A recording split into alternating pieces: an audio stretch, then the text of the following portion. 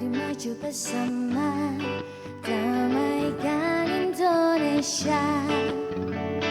Keadilan merata di negaraku tercinta. Mari topang bersama, damaikan Indonesia. Rakyat adil sentosa seutuhnya.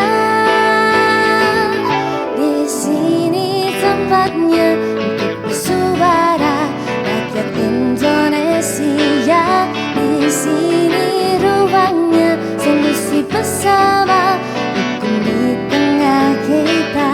Di sini tempatnya untuk bersuara, rakyat Indonesia. Di sini ruangnya, solusi bersama, hukum di tengah kita. Hukum di tengah kita. Pulung, ada berita terbaru apa? Ini loh saya lagi lihat di handphone loh. Karena Katanya saya ada kan- kasus. Oh, ini Iya. terbaru. Terbaru. Ini teman-teman juga di lapangan juga sudah mulai mengumpulkan data tentang sengketa rumah Pak Kiai loh ini. Oh, ini yang di Surabaya, bener ya? Benar. Oh, ini yang rumah Ponpes juga. Benar. Masih ada santriwati, ada Masih santri-santrinya. penuh, masih jalan. penuh, masih jalan. Tiba-tiba ada orang datang menyatakan bahwa ini milik saya. Padahal ternyata katanya yang punya penipuan dulunya. Katanya kan kita juga nggak tahu Bu. Ini masih teman-teman masih ngumpulin data juga di lapangan. Ini Mungkin kita bisa lihat ya, monggo. untuk beritanya seperti apa.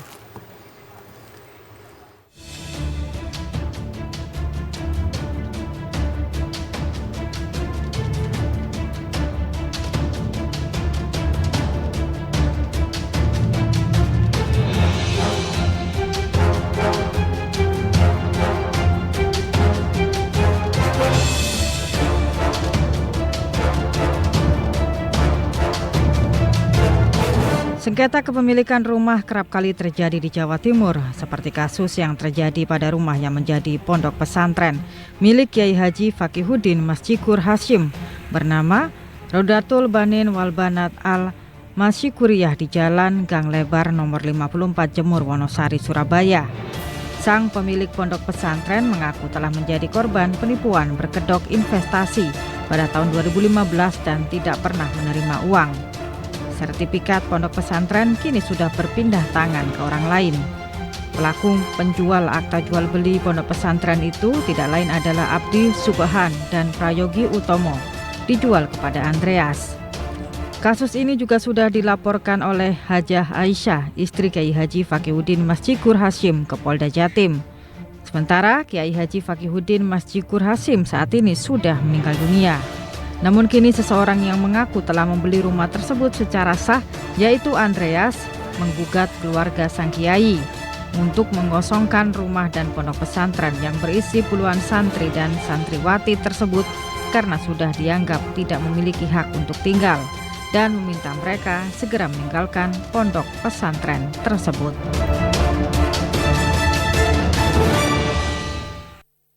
Bersama korbannya justru disomasi, dilaporkan. Oh iya. Ya. Dan mungkin kita nanti Ini akan saya bahas. malah baru tahu dari Ibu loh ini, Bu. Yes. Tadi dari berita yang tadi, Oh, Pak. dari berita ini. Iya. Justru kita akan ambil tema untuk malam hari ini adalah Jalan Panjang Sengketa Rumah dan Ponpes Kiai. Ini milik Kiai Haji Fakihuddin Masjikur. Langsung saja kita akan panggilkan untuk narasumber kita pada malam Monggo. hari ini, Dr. Lia Istifama MEI, pembina PP Rodotul Banin Wal Banat Surabaya. Kami persilahkan. Monggo, Ibu Lia. Kami juga mengundang Bapak Junaidi Abdillah SH selaku kuasa hukum PP Rodotul Banin Wal Banat Surabaya, dan juga Bapak Stanley SESSITMM, Kepala Bidang Penetapan Hak dan Pendaftaran Monggo, Kanwil Pak BPN Junaidi, Provinsi Jawa Timur. Saya Pak Stanley. Monggo Pak Stanley. Silakan. Selamat malam, selamat datang di Hukum di Tengah Kita JTV. Iya. Ini sebagai informasi juga pemirsa, dari Polda Jatim dan kuasa hukum penggugat Bapak Andreas sudah diundang tetapi tidak bisa hadir pada malam hari ini. Jadi sebenarnya kita mencoba untuk menghadirkan secara netral ya. Betul. Oke, kita mungkin bisa mulai dari Ibu Ibu Lia dong di yang paling sini tahu ya. ceritanya. Ibu Lia berarti Iya. sebagai anak Iya, betul sekali Mbak Erina dan Mas Pulung. Sedikit saya cerita, ini memang sudah lama ya, 2015. Dan nggak tahu ya kenapa kok ditakdirkan ini masih menjadi suatu masalah ya kan.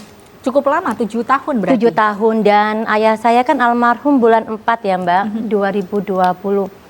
Sebelum beliau meninggal, 2 minggu sebelum beliau meninggal itu kan saya kelihatan beliau tuh kayak memikirkan sesuatu banget ya kan.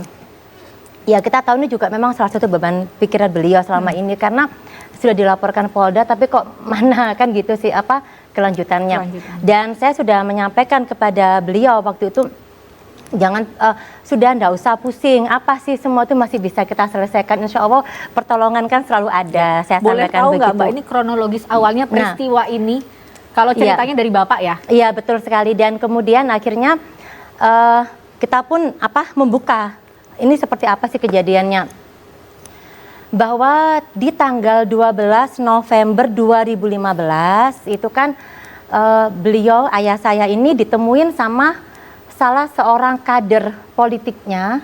Jadi memang ini namanya Abdi Subhan, orang Mojokerto. Pernah dibantu lah ya dalam proses politiknya, si Subhan ini dibantu sama ayah saya. Orang jadi kepercayaan. Ya deket aja sih, dalam artian kan namanya kader. Jadi seorang guru ibaratnya kan ya ke kader nggak mungkin berpikir negatif ya kan. Datanglah dia bilang, gimana kerjasamanya, jadi ada proyek galian C di Mojokerto, tertarik? Ya nggak apa-apa. Terus gimana, sudah ketemu pemodalnya? Ya sudah, akan meminjamkan 1 miliar, nanti temponya 1 tahun kan, seperti itu. Nah, kemudian KTP-nya sekarang mana KTP asli dikasih ke Subhan diuruskan. Ya, ya mungkin pikirannya beliau kan wajar ya Mbak, namanya kerjasama kan ada MOU atau segalanya ya, dikasihlah KTP. Terus kemudian berkatalah si Subhan, waktu itu Subhan bersama seseorang yang tidak dikenal sama orang tua saya sebelumnya, namanya Prayogi Utomo. Kemudian dikatakanlah si Subhan kepada beliau, Kiai besok datang ke kantornya Yamaha di Basuki Rahmat. Nanti ketemu sama pemodal. Bukan ini, berarti kan berarti pemodalnya bukan Prayogi, dipikir Prayogi ini pemodalnya.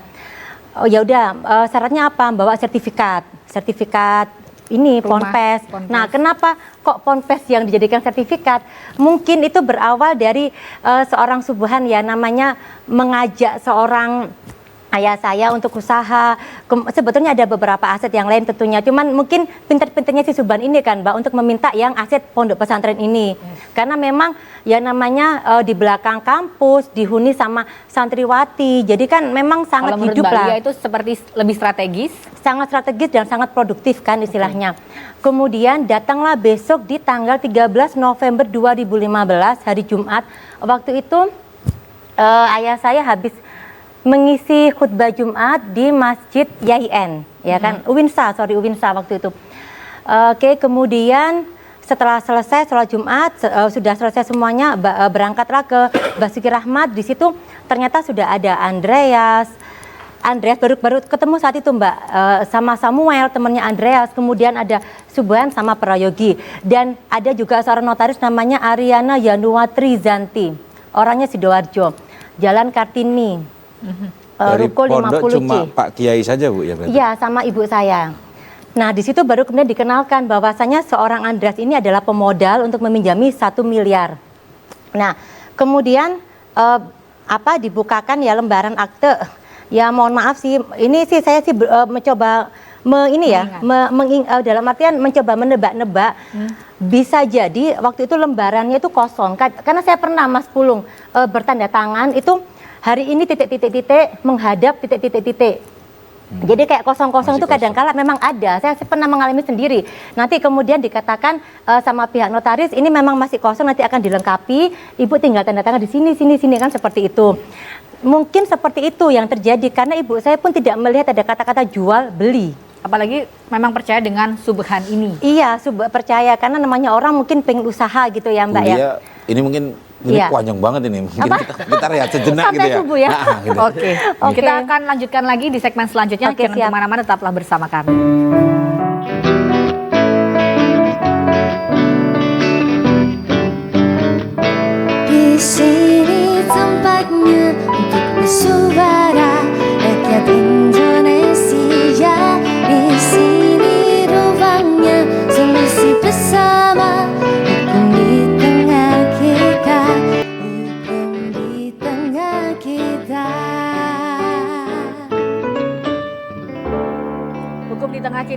masih membahas mengenai jalan panjang sengketa rumah dan Ponpes Kiai. Kita mungkin bisa lanjut lagi, Mbak. Mungkin singkatnya, akhirnya mungkin kejadiannya seperti apa? Iya, oke. Sedikit saya sampaikan bahwasanya notaris bilang, Ibu ini pinjaman 1 tahun 1 M, oke sepakat, sudah tanda tangan selesai. Uangnya mana masih nunggu karena akan dengan notaris Mojokerto, karena ini mengenai proyek yang ada di Mojokerto. Sudah selesai, mereka pun pulang. Nah, kemudian di bulan Januari 2016 baru diketahui bahwasanya ternyata uangnya sudah cair. 1 miliar itu bahkan ada juga dana lagi 600 juta. Jadi tapi Bapak Ibu tidak terima? Tidak terima sama sekali. Jadi ternyata ada sebuah aliran dana masuk ke sebuah rekening 1,6 miliar di mana uang itu habis selama 12 hari. Oke, tanggal 25 November 2015 sudah habis.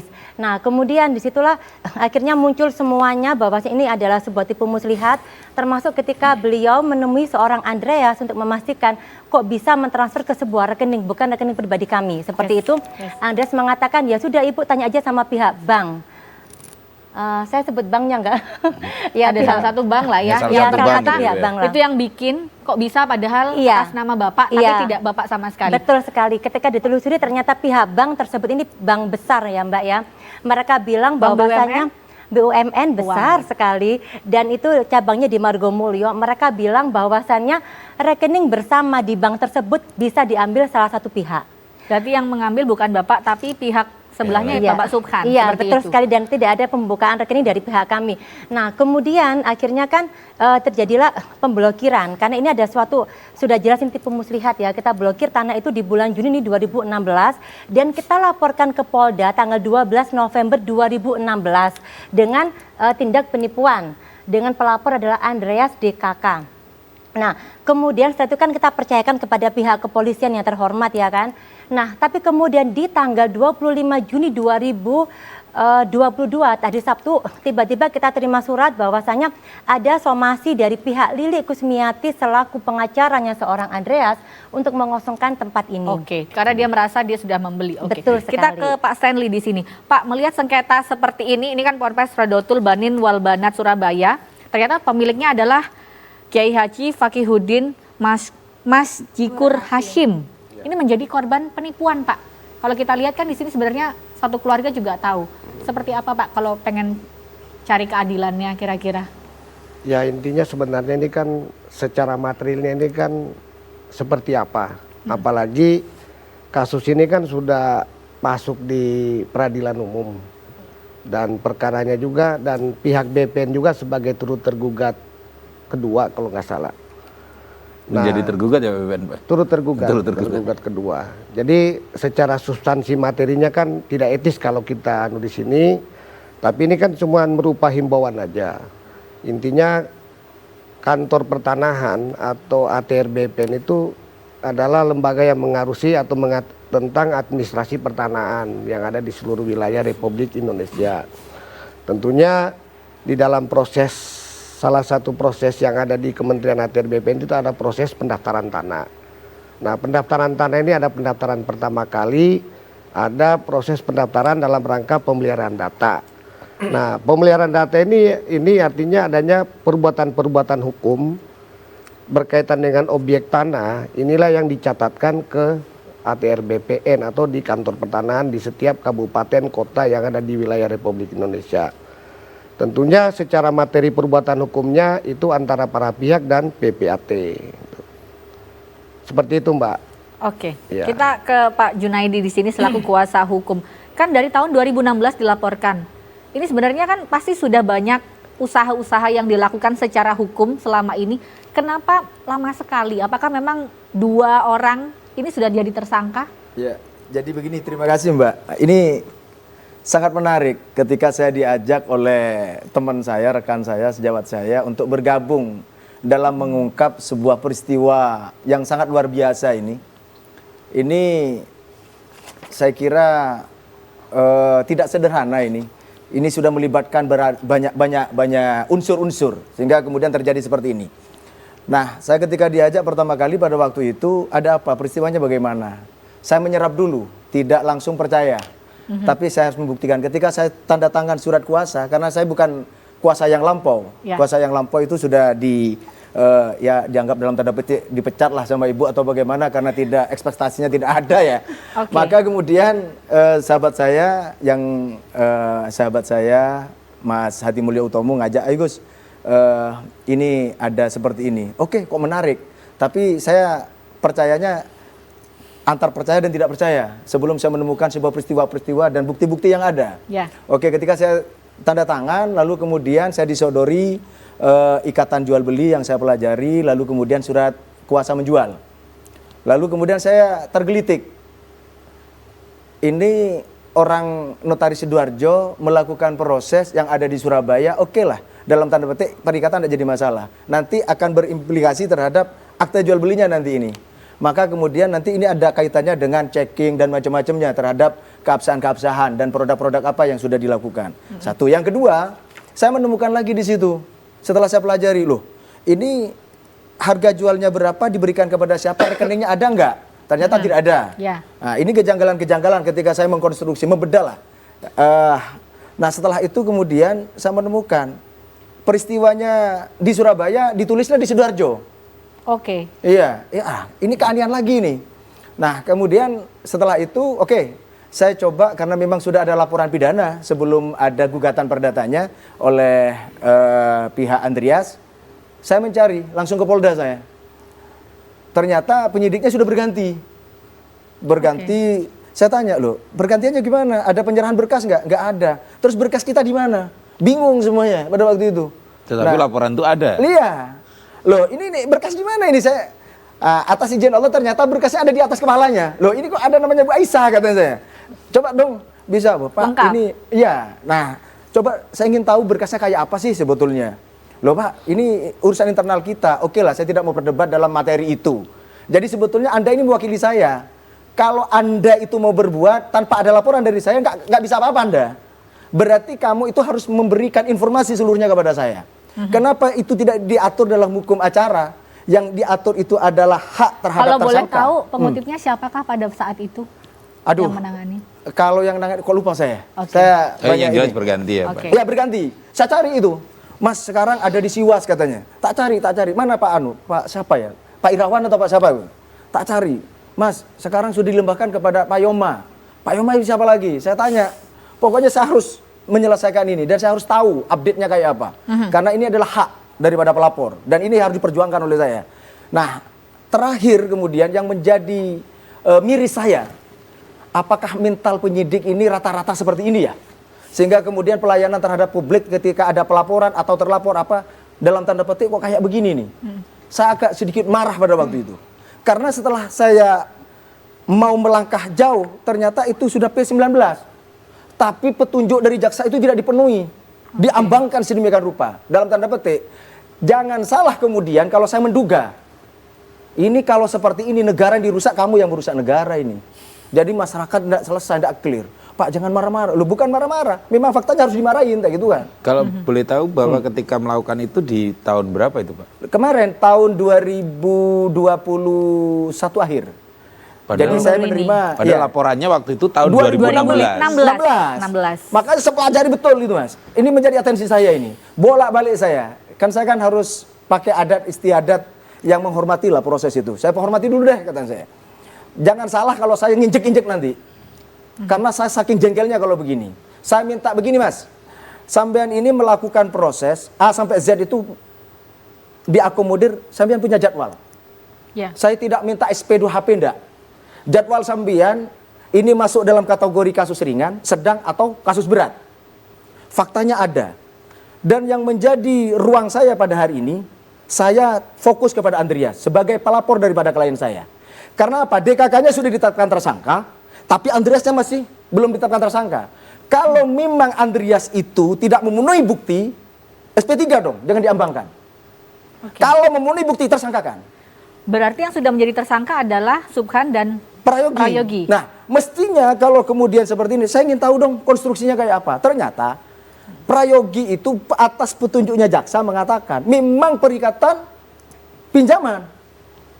Loh berarti kan jelas laporan didukung sudah. Ya. Ada laporan, ada yang dirugikan, saksinya ada. Loh ini siapa yang memainkan peran ini?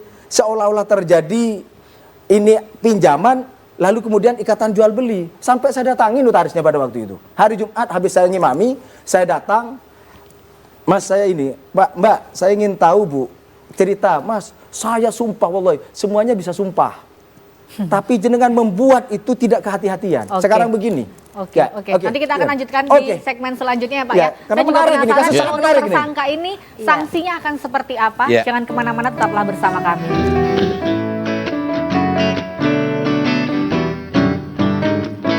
Di sini tempatnya untuk bersuara rakyat Indonesia.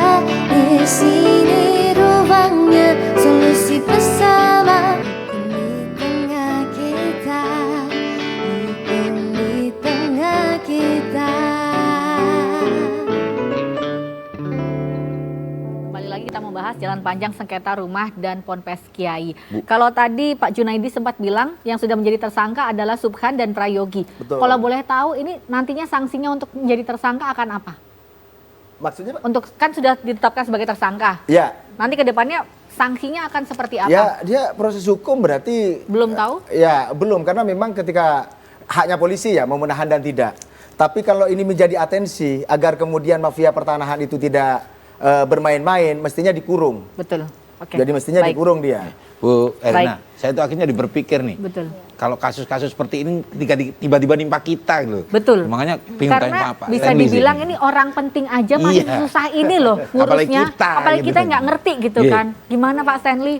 Ya, gini. Jadi kasus-kasus ini kan memang udah banyak lah, bukan hanya kasus Ibu Aisyah ini ya.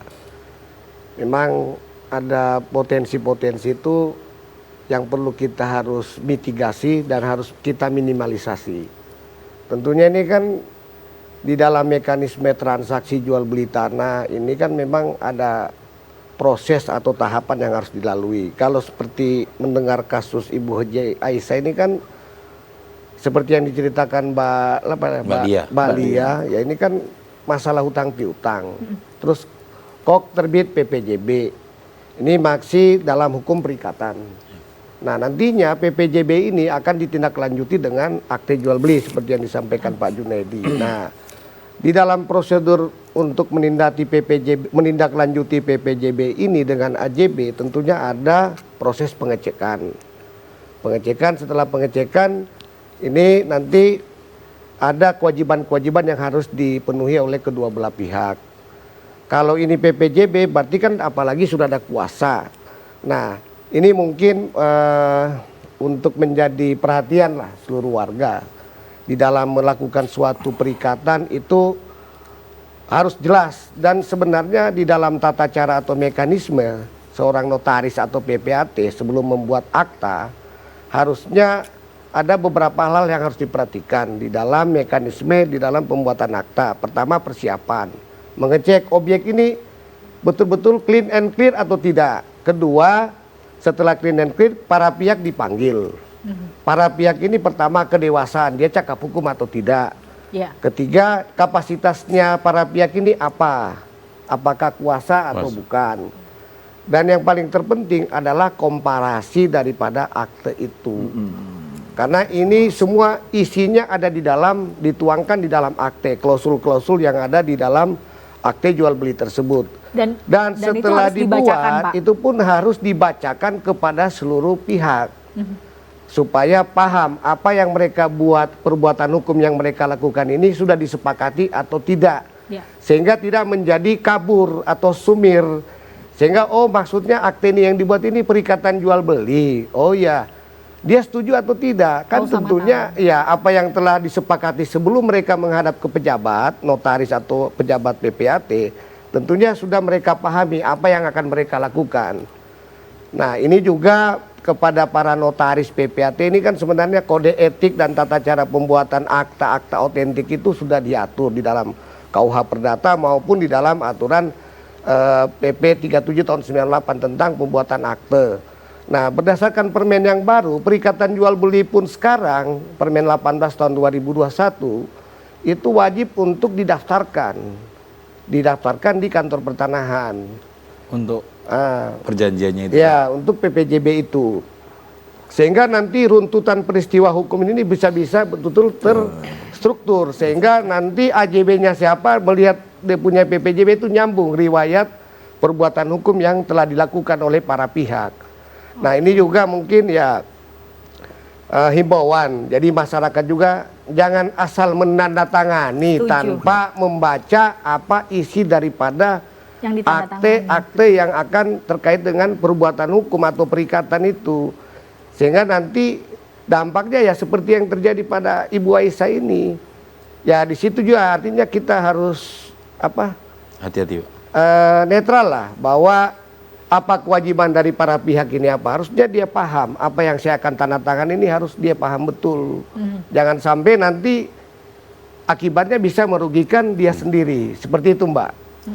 Tapi kalau ada permasalahan seperti ini Pak, mungkin ada sengketa tanah yang lainnya, apakah bisa dibantu untuk di-hold atau seperti apa? Tentunya dengan kasusnya Ibu Haji Aisyah ini, dengan adanya perkara perdata maupun pidana, tentunya nanti ada permintaan, ada pencegahan agar tidak terjadi mutatis mutandis atau perubahan status hukum. Apalagi kita sudah ada di dalam aturan Permen 13 tahun 2017 tentang sita dan blokir. Dan kayaknya tahun 2016 kalau saya lihat catatan, Ibu Aisyah juga sudah pernah mengajukan blokir. Terakhir dengan adanya perkara yang masuk di peradilan, pihak sengketa juga sudah meminta untuk pemblokiran, sehingga tidak terjadi perubahan status hukum baik subjek maupun objeknya. Dan ini memang juga di dalam aturan kita, apabila ada sengketa atau konflik itu dilarang untuk terjadinya peralihan hak sebelum selesai permasalahan atau perkaranya di peradilan umum. Baik di Permen 13 2017, 18 2021 itu sama. Jadi artinya ketika masyarakat sampai ada putusan menghadapi yang masalah ingkrah, ya, Pak, sampai ada alhamdulillah. putusan yang ingkrah. Ada ketenangan lah paling nggak. Mungkin kalau Ibu Lia di sini, usaha apa aja Bu yang sudah dilakukan selain tadi pelaporan pastinya? Oke, iya, makasih Bu, Mbak Erina. Jadi yang pertama saya mengucapkan terima kasih kepada pencerahan dari Bapak Stanley. Ini suatu apa ya? Aduh keren banget lah, ini benar-benar sangat objektif dan ini semoga bisa didengar banyak pihak ya Mbak ya. Itu kemudian ketika berbicara usaha apa aja, kita pun sudah mencoba ini membuat pengaduan terkait dengan kemungkinan atau indikasi ya pelanggaran kode etik dari pihak notaris. Kenapa? Karena jika itu memang perjanjian jual beli, maka semestinya kan tidak sesimpel itu ya Mbak. Ya. Ada buku nikah, PBB dan sebagainya lah. Syaratnya tidak sangat-sangat sesimpel itu, hanya ngasih sertifikat selesai. Kan seperti itu. Kemudian kita juga sudah mencoba, itu kita lapornya notaris kepada majelis pengawas daerah.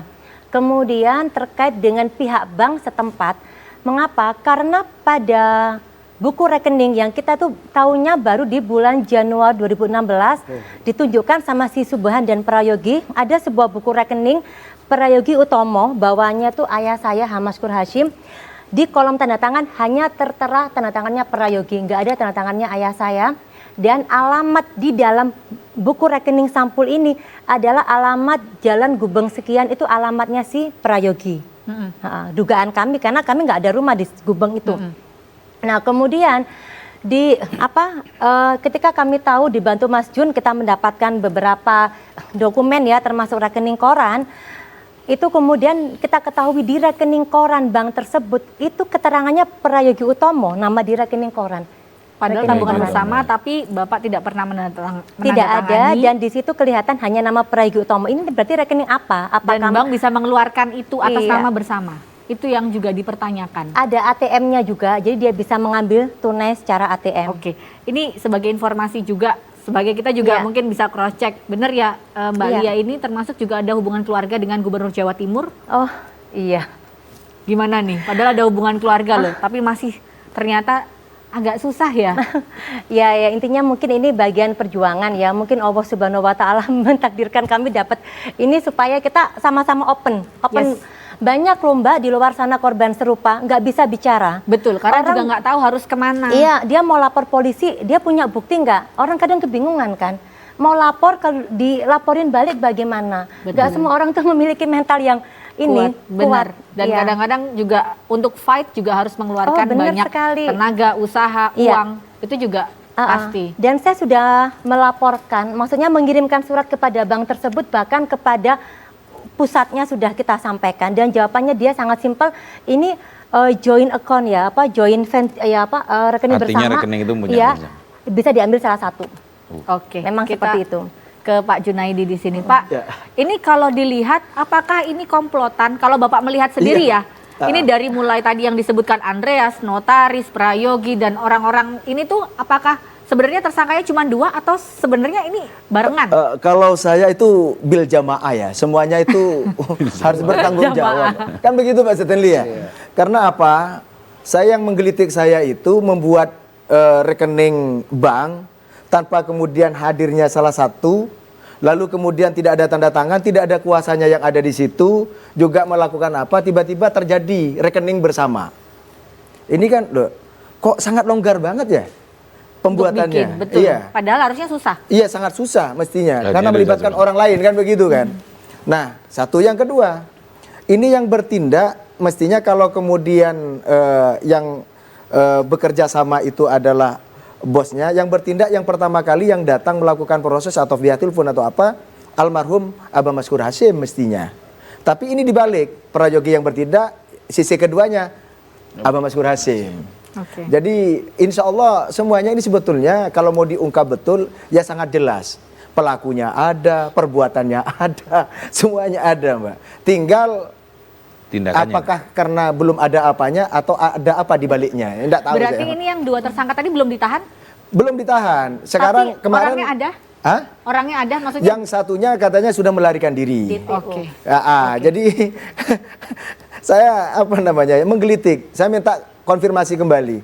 Katanya sudah berkas dikirim kembali. Saya selalu bilang jangan kau bermain. Saya bilang saya tidak ingin ya. Itu urusan Anda dengan kejaksaan, penyidik dengan kejaksaan. Saya tidak ingin kemudian kamu minta petunjuk kejaksaan agar ditersangkakan. Yang melakukan proses itu adalah penyidik. Oke, Pak Jadi Junaidi, itu. kita akan bahas lagi ya di Oke, segmen makasih. selanjutnya. Tetaplah bersama kami.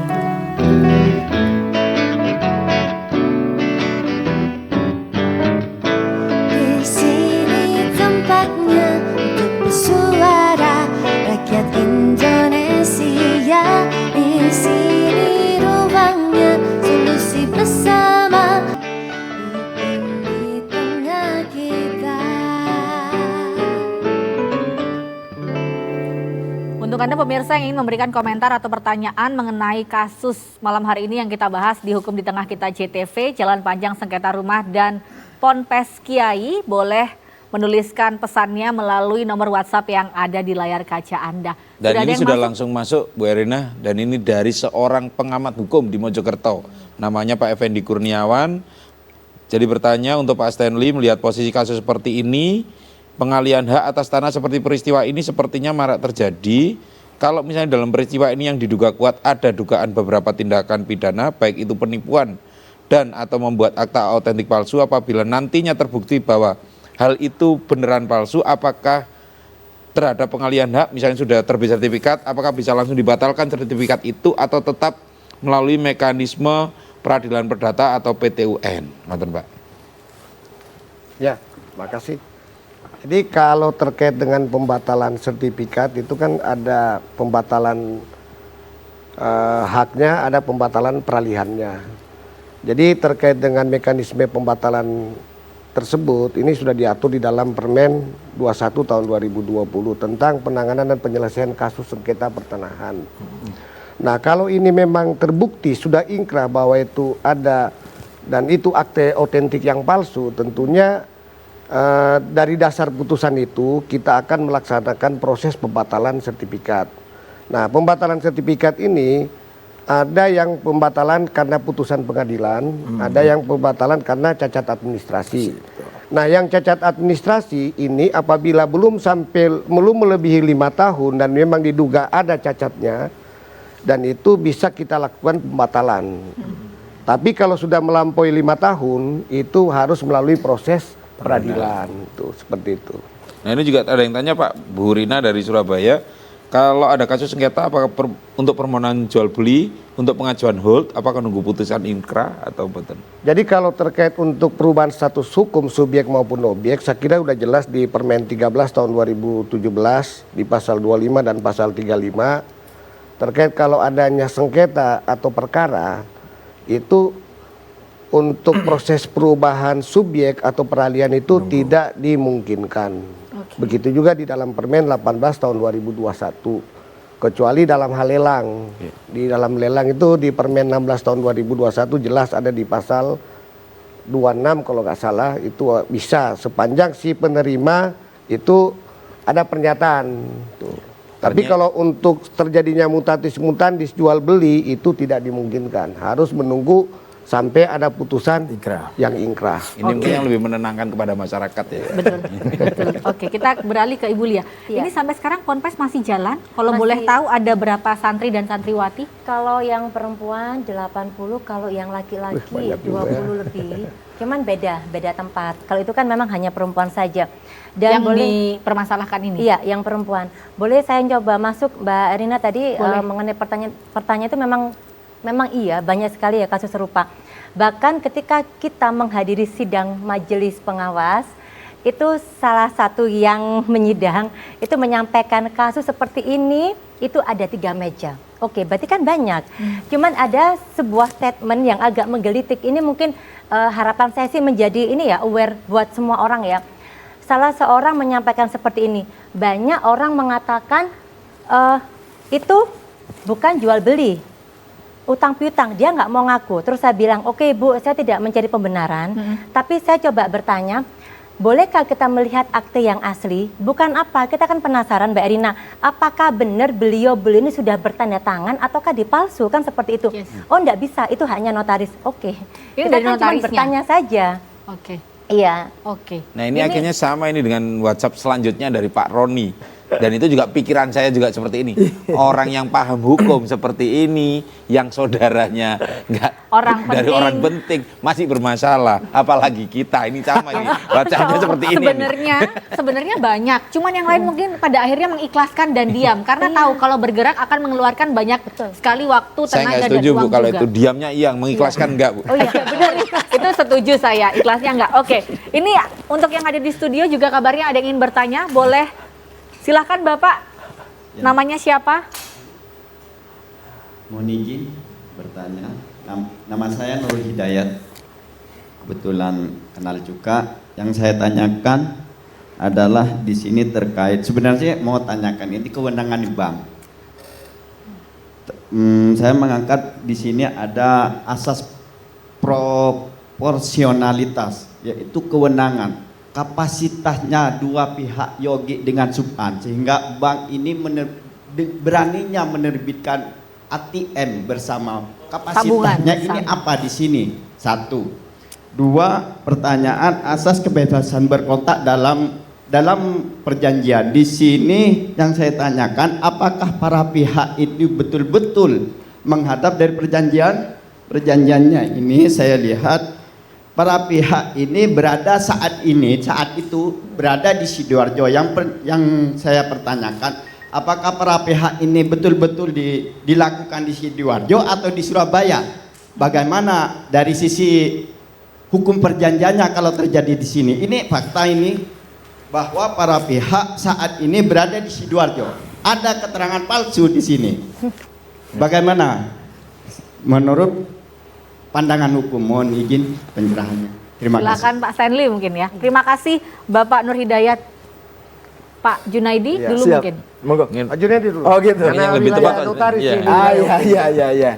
Yang jelas kan kalau kita menyampaikan sesuatu yang disampaikan, pertama asas legalitas kejujuran. Jadi kalau sebuah peristiwa itu sudah tidak jujur, ya berarti kemudian ada konsekuensi. Ya. Jadi makanya ketika mohon izin, mohon maaf, laporan pertama kali hanya 378, tidak kemudian di situ konkursusnya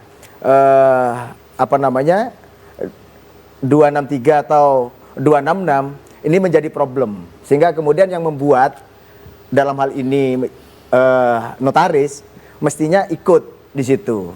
Jadi bukan hanya sekedar ini, Jadi notaris membuat itu atas nama kejujurannya dia, tidak masuk kepada kepentingan-kepentingan atau kelompok-kelompok yang ingin merusak dia, mestinya begitu. Maka kemudian pertama ketika saya tahu bahwasanya peristiwa di Surabaya ditulis di ini sudah ini palsu, ini sudah tidak benar, ini tindakan tidak benar. Nah, seringkali kemudian ada pandangan umum, ya kalau tidak ada terjadi masalah, bukan, kehati-hatian tidak ada di situ. Mestinya apapun yang terjadi kalau di Surabaya. Ya. Jadi jangan sampai kemudian dianggap kebiasaan, tidak boleh. Karena kebiasaan yang jelek itu kalau dibiarkan maka akan menjadi masalah di kemudian hari. Jadi itu. Ini juga mungkin masyarakat harus tahu ya bahwa kata-kata cuma Surabaya tanggal berapa itu berimplikasi hukum itu. Berimplikasi semua. Makanya kemudian ini kan negara hukum. Semua tindakan apapun kita ini dikontrol oleh asas-asas hukum. Nah, kita tertib. Makanya kan kemudian kebiasaan kita al-adah itu al-muhakamah akhirnya. Kebiasaan juga menjadi hukum. Betul. Jadi ini membahayakan. Makanya kan kalau kebiasaan jelek ya kita tinggalkan. Oke. Kalau Bapak Stanley mungkin ada yang ingin ditambahkan, Pak? Jadi kalau terkait wilayah kerja, kalau untuk jabatan seorang PPAT itu skupnya kabupaten kota. Dan dia punya kewenangan itu membuat akta-akta yang berada di wilayah kerjanya tersebut.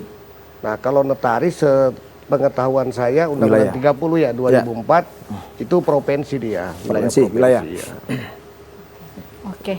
Ini lihat dulu, Bu. kalau kita ngelihat di sini ternyata memang benar-benar kalau ingin menyelesaikan sengketa tanah itu panjang. Jalan panjang. Sesuai judul. Bahkan ini sudah 7 tahun aja masih berjalan. Iya, betul. Oke, nanti kita akan bahas lagi. Jangan kemana-mana, tetaplah bersama kami.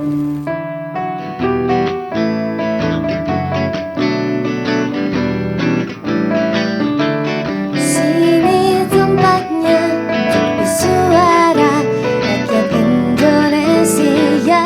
Di sini ruangnya di tengah kita, hukum di tengah kita. Ada pertanyaan yang masuk. Ada pertanyaan dari Bu Endang di Nganjuk.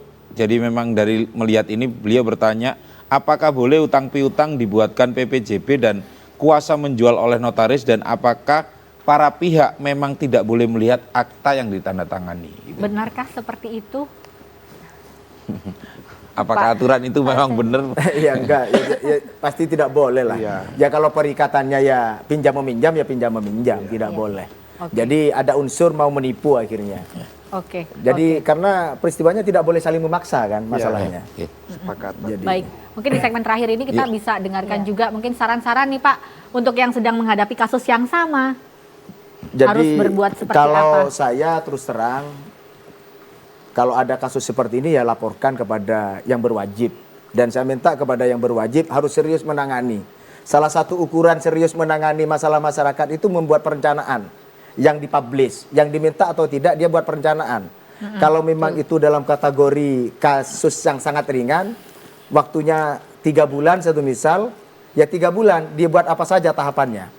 Kalau kemudian alibi yang dibangun, yang disampaikan itu adalah karena terlalu banyaknya laporan, berarti laporan itu harus dipilah. Betul. Mana Jadi yang kalau penting? tidak dipilah maka kemudian tidak terukur nantinya. Iya. Sehingga kemudian ada kerja yang sistematis karena basisnya berbasis kinerja. Oke. Kalau ada 1000, kalau setiap hari dia 100, berarti 10 hari saya tahu sudah kasus saya sudah di sini. Oke. Jadi begitu. Oke. Makasih. Untuk desakan kepada Polda Jatim sudah dilakukan kah? Jadi kita sudah sering menyampaikan beberapa hari yang lalu sudah minta, katanya sudah disampaikan berkasnya ke kejaksaan. Lah terus sudah di tahap 2 kan petunjuknya bagaimana, apa P21 kita masih belum Mendapatkan seperti kepastian apa? Oke. sampai detik ini. Kalau untuk Ibu Lia harapannya Bu? Iya, baik. Jadi dalam kasus ini tadi yang disampaikan sama Mas Nurul dan juga Bu Endang, bahwasanya memang akte ini ada begitu banyak pertanyaan, Mbak. Bukan hanya tempat yang tidak sesuai dengan kenyataan, pukul atau waktu berlaksana juga tidak, dan juga suatu kalimat yang ada bentuk pengakuan pembayaran itu juga tidak. Kenapa? karena ternyata pembayaran itu dilakukan di pukul 14 lebih sekian dilakukan sama si Andreas kepada rekening tersebut. Sedangkan pada saat tanda tangan jelas-jelas seorang notaris Ibu Ariana dibantu dengan Andreas ya. Sama-sama mereka ngomong, iya Ibu nggak bisa cair sekarang karena nunggu notaris dari Mojokerto. Ternyata sudah. Jadi kan sama-sama tahu belum cair, tapi kok dibuat tulisan sudah ada pembayaran dan kesepakatan.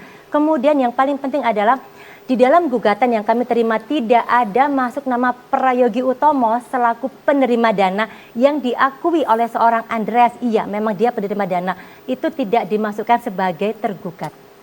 Dan harapan saya kepada masyarakat harus semangat, harus yakin insya Allah ada orang-orang baik yang bisa menolong kita. Di antaranya ada pihak JTV. Bahkan terima kasih juga ya sudah mau berbagi bersama dengan kita. Iya, terima Bahkan di kasih. sini tersangkanya sudah mengakui ya, bahkan ya bisa dikatakan seperti itu ya. Untuk yang menerima dana.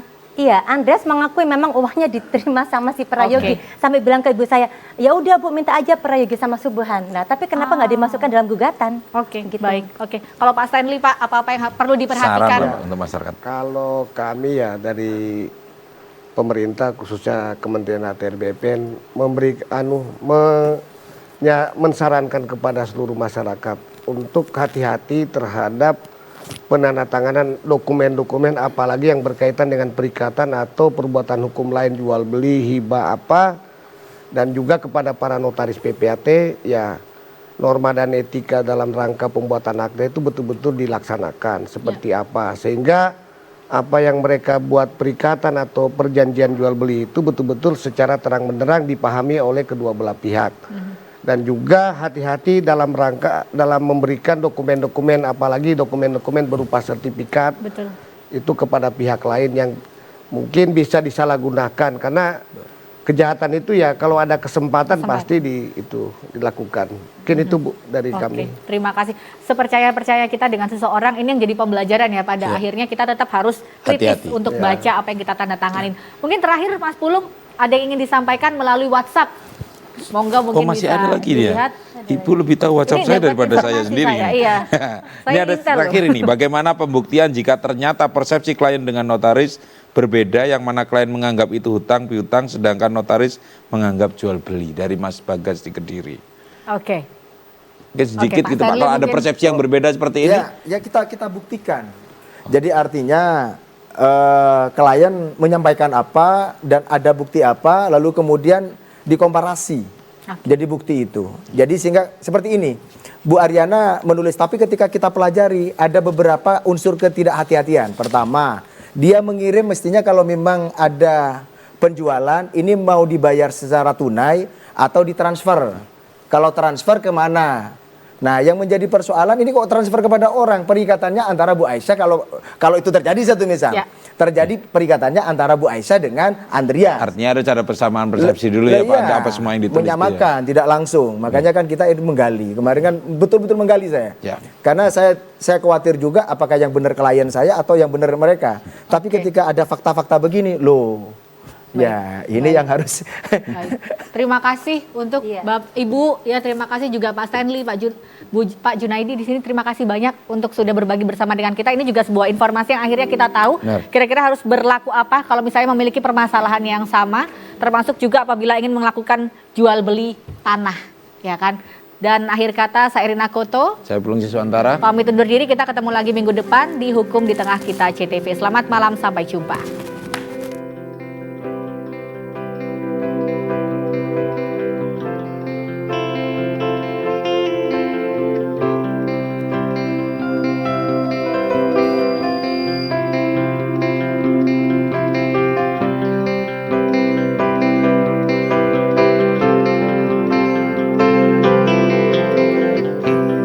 Bilik bambu tempat rumah kita, tanpa hiasan, tanpa lukisan, beratap jerami beralaskan tanah. Namun semua ini punya kita.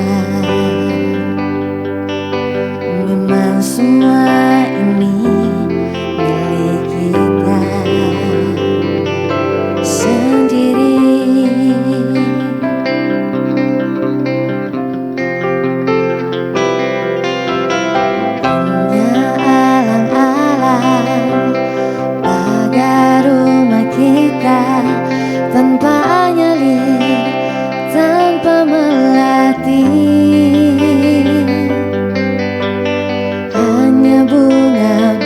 buku penuh di halaman.